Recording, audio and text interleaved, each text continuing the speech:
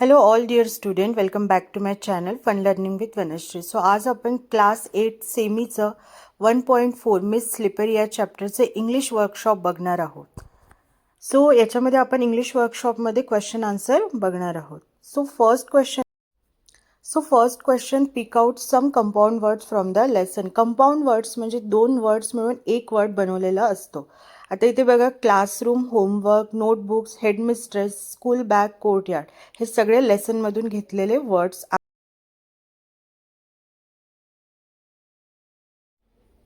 Second question आहे 2A. Add the proper prefix to make the following words opposite in meaning. First आहे obey disobey. Prefix म्हणजे काय तर सुरुवातीला, शब्दाच्या सुरुवातीला जे लागत असतात, वर्ड्स लागत असतात त्याला आपण प्रिफिक्स म्हणतो. आता बघा इथे sympathetic, unsympathetic, honour, dishonour, afraid, unafraid, content, discontent. So हे सगळे काय झालेत मुलांनो, प्रिफिक्स झालेले आहेत. याला आपण अपोजिट वर्डसुद्धा म्हणतो की ओबेचं अपोजिट वर्ड काय होणार, डिसओबे. सेकंड क्वेश्चन आहे add suffix to convert the following words to adjective forms.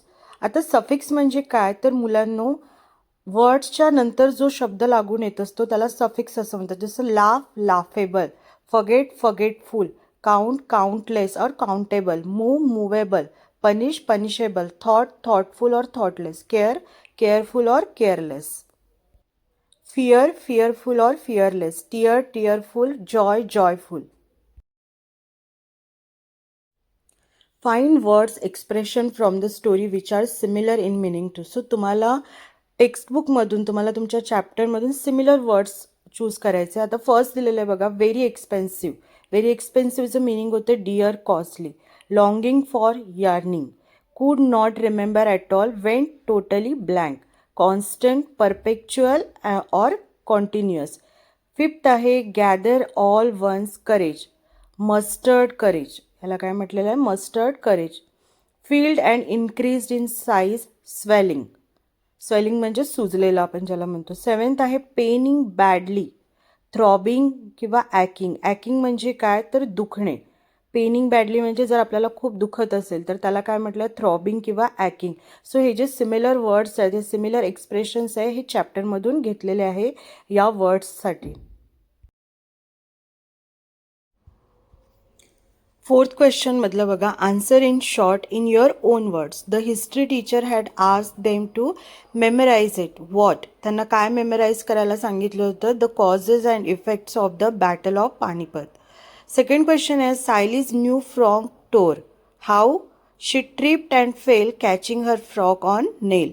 Third question आहे Sayali hugged him tight. Who, her younger brother. Next question is Siley was called slippery. Why?